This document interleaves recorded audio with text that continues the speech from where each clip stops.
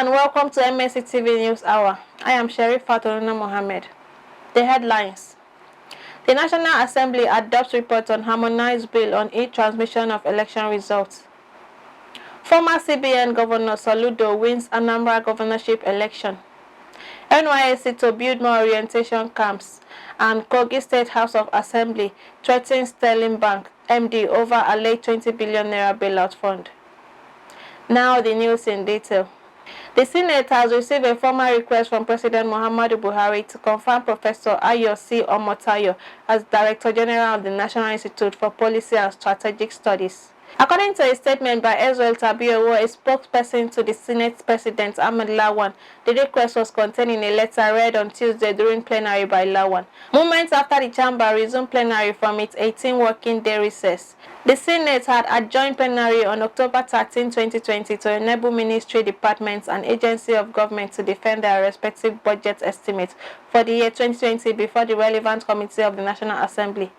The letter reads, in accordance with the provision of Section 5, Subsection 2 of the National Institute for Policy and Strategic Study Act 2004, I write to present for confirmation by the Senate the appointment of Professor C. Omotayo as Director General, National Institute for Policy and Strategic Studies, NIPS Act 2004. The nominee's CV is attached herewith. He, however, hoped that the Senate will consider and confirm the nominees in the usual expeditious manner. The Senate and the House of Representatives on Tuesday passed the harmonized version of the 2010 Electoral Act Amendment Bill 2021 after adopting the report of their Joint Conference Committee. The harmonized version of the bill, among others, mandated all political parties to conduct their primaries using the direct method. The method will afford all party members the opportunity to vote and elect candidates for all elections. It is different from the indirect primary, where only party leaders and elected officials act as delegates to decide candidates.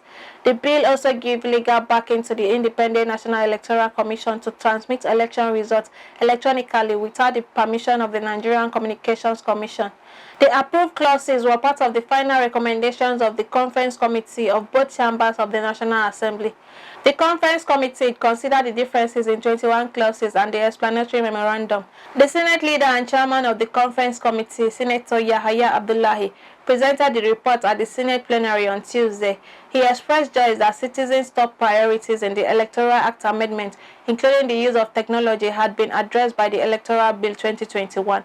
Following the successful passage of the harmonized version of the Conference Committee's report, the All Progressive Congress senators held a crucial meeting after plenary to deliberate on the issue behind closed doors. Members of the opposition People's Democratic Party in the Senate have also resolved to resist any attempt to truncate the approval of direct primary method by their party. The Senate on Tuesday passed a bill to upgrade the General Hospital, Deba in Gombe State, to a federal medical center. The bill, sponsored by Danju Magoje, APC Gombe Central, seeks to provide a legal framework for the establishment of the medical center. The passage of the bill followed the consideration of a report by the Committee on Health, Secondary and Tertiary. The chairman of the committee, Yahaya Oloriegbe, said the bill received overwhelming support, adding that when established, the medical center would bridge the gap in access to healthcare among residents and tackle the problem of overcrowding existing in primary and secondary healthcare facilities in the area. Oloriegbe added that the FMC will be equipped with facilities for diagnostic treatments and rehabilitation at the tertiary levels. The Senate has confirmed the KOGI and Bauchi State nominees as Federal Commissioners of the Revenue Mobilization, Allocation and Fiscal Commission. The confirmation of Abdulaziz Idris King and Engineer Mohammed Sani Baba on Tuesday was sequel to the consideration of the report by the Senate Committee on National Planning and Economic Affairs led by Senator Olubunmi Adetunbi. Presenting his committee report, Adetunbi said both nominees were adjourned as competent for the position based on available documents and presentations made to the committee during the screening exercise. The confirmation of the nominees was duly in accordance with the provision of Section 1541 of the 1999 Constitution of the Federal Republic of Nigeria as amended. The Senate President Ahmed Lawan, in a short remark, congratulated both nominees on the confirmation by the upper chamber.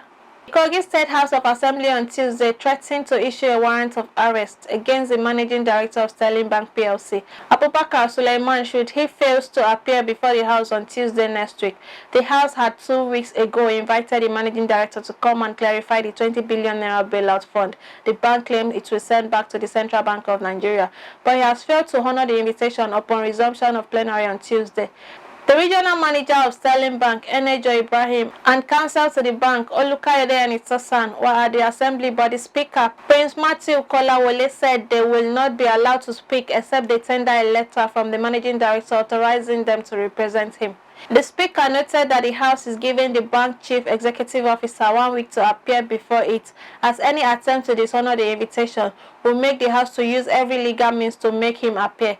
He pointed out that the claim that the state government fixed the bailout fund in an account with the bank has brought embarrassment to the government and people of Kogi State. According to him, investigations by the House Committee on Public Accounts revealed that the allegations were baseless and untrue, adding that the Assembly will get to the root of the matter.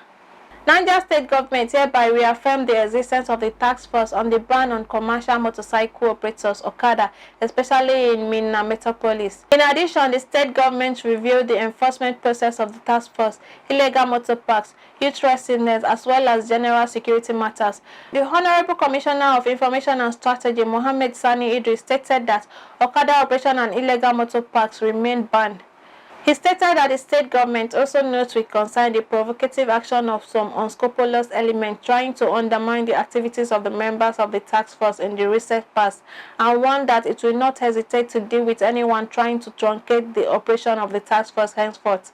The commissioner added that the task force was fortified as the Director General Traffic Vanguard is drafted to join Enforcement Committee and intensify the arrest and prosecution of traffic violators without fear or favor.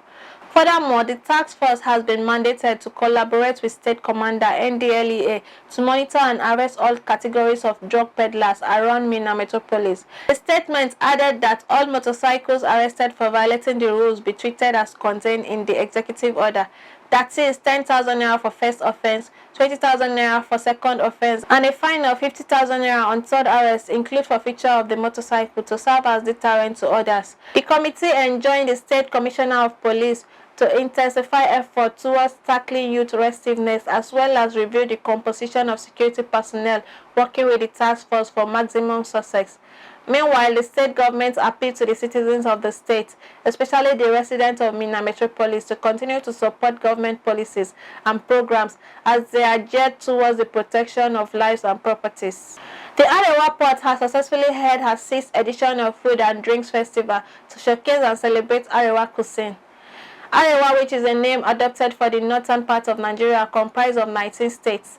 The region is known to be the food engine of the nation. Varieties of fruits, spices like ginger drink, sugarcane drink, tuwo shinkafa, waina, gurasa, and many other foods are found in the region. A popular drink in the region is the fura de nono, which is composed of ground cereal and cow milk. The event held in the city of Zaria, Kaduna State, attracted many indigenes and non-indigenes who traveled near and far to witness it. Our reporter Khadija Mohammed has more. According to the encyclopedia, food is a substance consisting essentially of protein, carbohydrates, fat, and other nutrients used in the body of an organism to sustain growth and vital processes and to furnish energy. The absorption and utilization of food by the body is fundamental to nutrition and is facilitated by digestion.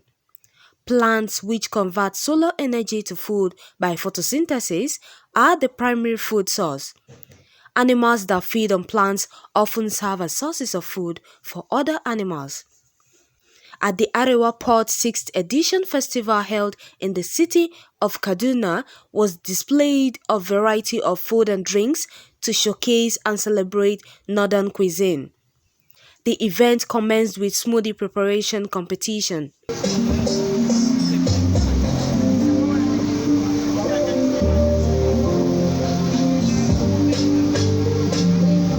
Manager Arewa Port, Samuel Pius, expressed satisfaction with the turnout of participants and visitors. And more people are still coming, like the outcome is just crazy. Participants and caterers expressed joy towards the organizer and the conduct of the people. They are encouraged by the patronage. Very interesting and more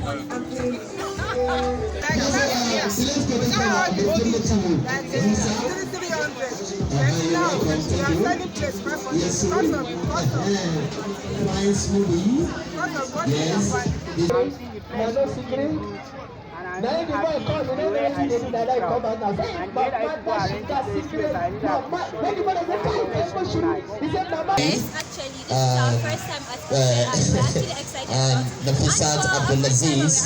We have been able to sell, some things, and it's This program today, after this program today, listen carefully because you're going to see how they do. Tents were erected at the Ahmadu Bello Stadium and adorned with various food from the Ariwa state.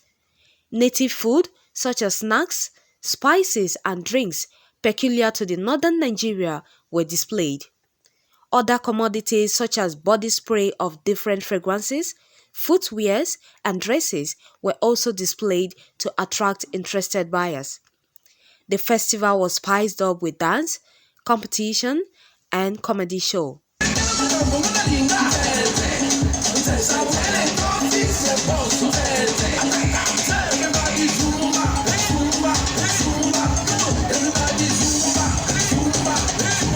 The Ariwa Food Festival is held annually to promote and protect the local foods which they say should not be erased from the northern cuisine. Khadijat Mohammed, reporting for Mlc TV, Kaduna. Shaibu Ibrahim, Director General, National Youth Service Corps, NYSC, says that the scheme's proposed trust fund will be used to build new orientation camps and expand existing ones. Ibrahim said this while addressing corps members during his visit to the Kubu Orientation Camp, Abuja, on Monday. In a statement signed by Adenike Adeyemi, the NYSC Director, Press and Public Relations, Ibrahim said that the trust fund will also enable the scheme to maintain camp facilities nationwide. The scheme proposed the establishment of a trust fund to support corps members engaged in the NYSC Skills Acquisition and Entrepreneurship Development (SAID) programs with business startup capital. It was gathered that the scheme had also submitted a formal proposal to the federal government requesting its support for the initiative by presenting a bill at the National Assembly on the establishment of an NYSC trust fund. He also urged the corps members to cherish their integrity during the service year, identifying their skills, work hard, avoid cutting corners, and pursue their vision with passion while using the NYSC platform to excel. The NYSC Director General advised corps members to accept their posting in good faith, settle down in their host communities, and contribute their quota to national development. You are still watching Mlc TV News. We will go on a short break. We will be back for more stories. Please stay with us.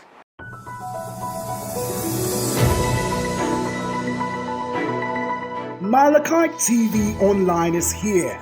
For your timely and reliable news that reaches you fast with the breaking news, choose Mlc TV. Get human interest stories right here on Mlc TV. With entertainment, sports, business, culture, tourism, and fashion news stories all featured on Mlc TV. Not forgetting political and current affairs news, state and federal government and people's matters will be discussed regularly on Mlc TV. Mlc TV, your one-stop online destination for unbiased, accurate news, entrepreneur ideas, and youth matters to the rest of the world. Mlc TV, reaching everywhere, informing everyone. Welcome back.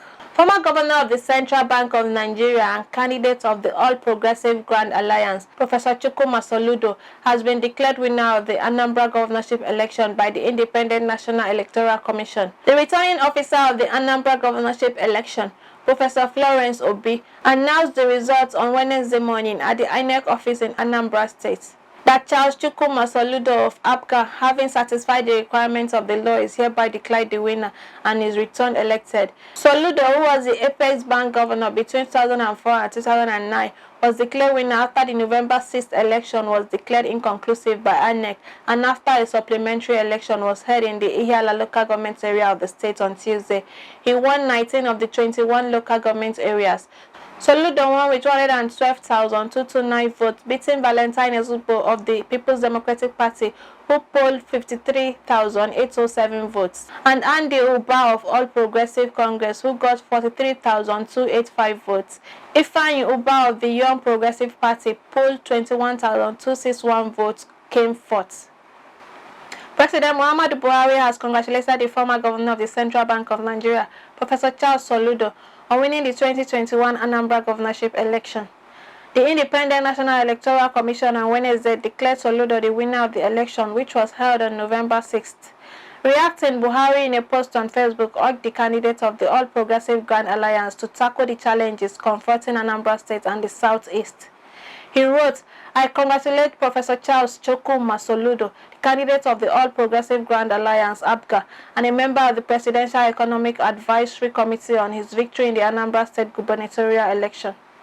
He commends the security agencies for their determination to ensure that the election went on as smoothly as possible, and the Independent National Electoral Commission (INEC) for the successful conclusion of the exercise, despite the initial challenges encountered. Justice Binta Iyako of the Federal High Court sitting in Abuja has adjourned trial of the 10th leader of the indigenous people of Biafra, IPOB Nnamdi Kanu, till January 19th. The adjournment came on a day Kanu's team of lawyers staged a walkout over refusal of operatives of the Department of State Services, DSS, to allow some of them to gain access into the courtroom. Kanu, who was brought into the courtroom, had shortly after his case was called up, bemoaned the refusal of security agents to allow some members of his legal team, especially his lawyer from the United States of America, Bruce Fein, to enter the courtroom. The IPOB leader told the court that Fein, who he said was handling a case for him in the US, was around to witness his trial. Kanu stated from the dock that Fein has been to the DSS to see him, but they denied him access. Asked by the judge if he was ready to conduct the proceedings himself in the absence of his lawyers, Kanu replied in the negative. Meanwhile, counsel to the federal government, MD Abubakar, who is the Director of Public Prosecution, urged the court to proceed with the trial in the absence of Kanu's lawyers. Abubakar told the court that ordinarily the matter was fixed for hearing of an application that was filed by the defendant. He argued that since Kanu's lead counsel, Ifeanyi Jeffo, who was initially inside the courtroom, walked out with his team shortly before the arrival of the judge, his pending application should be deemed abandoned.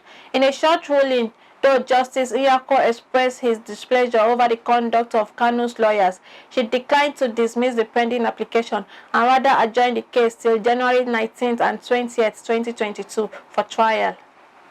A lecturer of the Kwara State University, Kwaso, Mlc, has been arraigned before a magistrate court sitting in Ilori. The suspect, Pelumi Adewole, was arrested by the men of the State Intelligence Bureau (SIB) over offences bordering on criminal intimidation, sexual harassment, and examination malpractice, among others. The offences contravene Section 397(95) of Penal Code Law and Section 320 of the Examination Malpractice Act Cap E15 Law of the Federation of Nigeria 2004.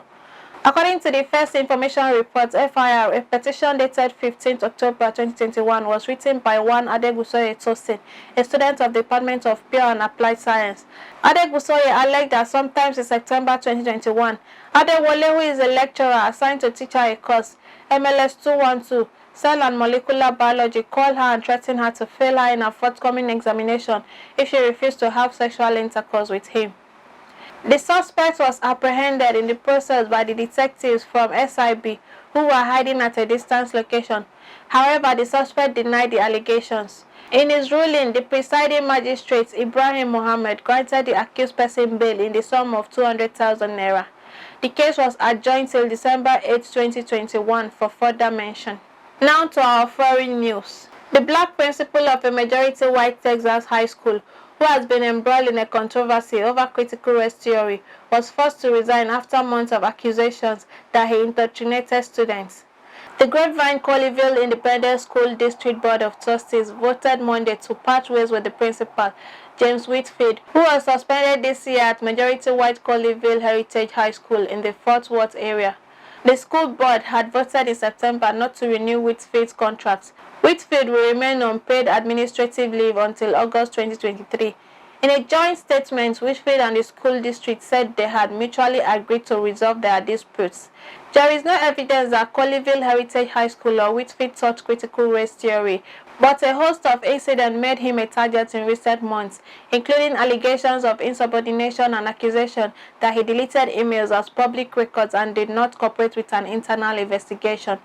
Texas is one of 8 states with broad new laws banning the teaching of critical race theory, a decades-old graduate-level study that examines the relationship between the law and racial inequality. Conservative organizers and parents have seized on the phrase, turning it into shorthand for a suite of lessons or programs that they say are un-Americans and that could make white students feel collective guilt or black students see themselves as helpless victims. Some people said at Monday's school's board hearing that the controversy was purely political, while others said it shines as a negative light on the community. Iraqi officials are grappling with how to contain Iraq-backed militias after a drone attack on the Iraqi premier's residence highlighted the enduring threat the paramilitary groups pose.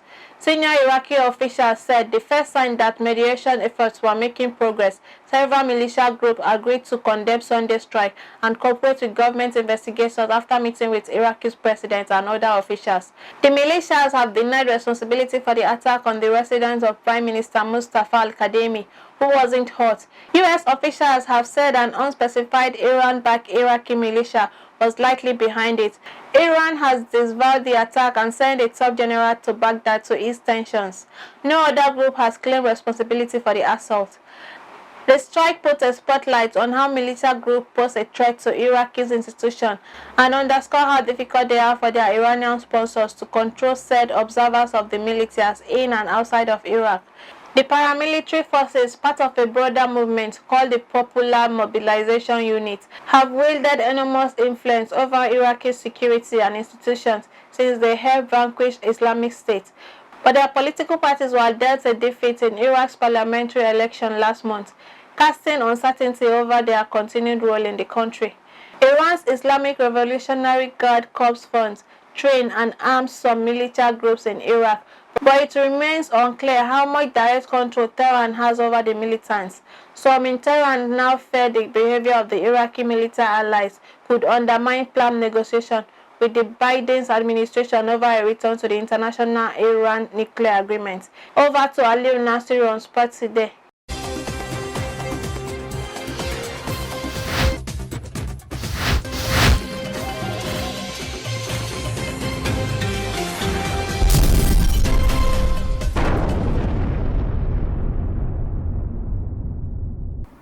Welcome to Sports Update. Green Bay Packers quarterback Aaron Rodgers, sidelined by COVID-19, acknowledged Tuesday that he misled some people about his vaccination status. In an explosive interview last week on the Pat McAfee show on Sirius XM, Rodgers confirmed that he is unvaccinated, claimed that he is allergic to vaccines and that he had taken ivermectin, said he is a victim of a woke mob, and acknowledged that he has been seeking COVID-19 advice from podcaster Joe Rogan. Later in the interview, Rodgers, 37, the reigning NFL most valuable player, acknowledged having made misleading statements. Rodgers could be back on the field Sunday when the Packers play the Seattle Seahawks, after it was revealed last week that Rodgers hadn't been vaccinated and that he had perhaps failed to meet NFL protocols for unvaccinated players. He was roundly criticized and called a liar. The NFL is investigating whether Rodgers or Packers violated COVID-19 protocols. In the World Cup qualifiers, former Nigerian striker Jonathan Apobore has warned Super Eagles coach Garnet Rohr not to depend on Odion Gallo for goals ahead of the team's 2022 World Cup qualifiers against Liberia and Cape Verde, respectively. Igalo, 32, last featured for Nigeria Super Eagles in 2019 after the AFCON, and he was in action for his Saudi Arabia side Al Shabab on Friday in the last leg before the international break. Nigeria currently leads their Group C with 9 points from 4 matches. They have 2 points ahead of their group game opponents, Cape Verde. The former Wolfsburg star stated that the team must play as a unit in order to overcome the Lone Stars at the grandstand the Tangier on Saturday. The game against Liberia is a very crucial game that the team must win if they are to qualify for the final knockout stages of the 2022 World Cup qualifiers. That is Sports Update. I'm Aliu Nasir reporting for Mlc TV.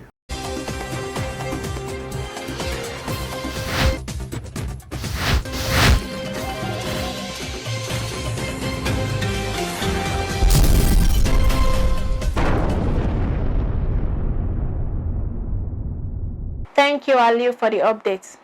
Now we go over to Matthias Ayodeji for entertainment news.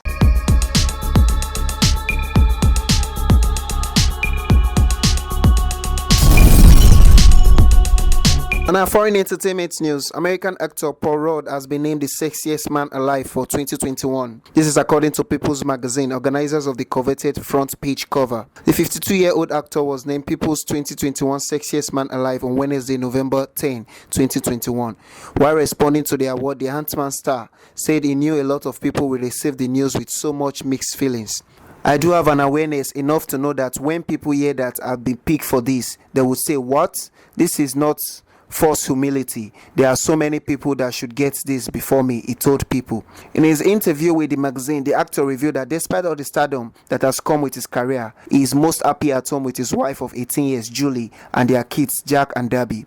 Paul also said he hopes to be able to dine with the likes of George Clooney, Brad Pitt, and Michael B. Jordan, now that he's officially sexy.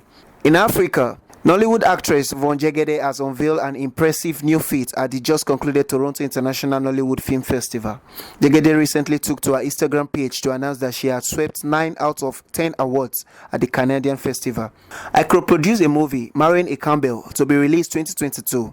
Story by Von Jegede. Script by Mvojegede, Patrick Namni, and Jane Odogu, the actress, wrote. I acted and I co-executive produced. We just bagged 9 out of 10 awards at the Toronto International Nollywood Film Festival. Allow me to brag because I brag different.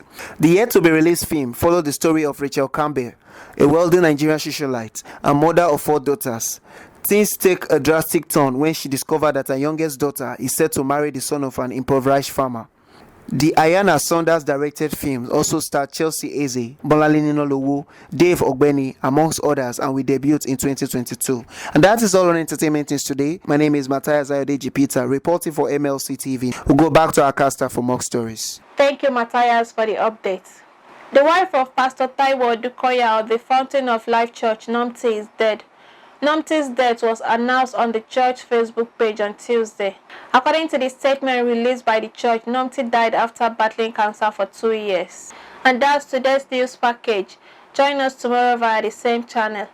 For sponsorship and advert placement, call the numbers displayed on your screen. Or visit our social media handles. Facebook at Mlc TV, Instagram Mlc TV 2021, YouTube Mlc Tv.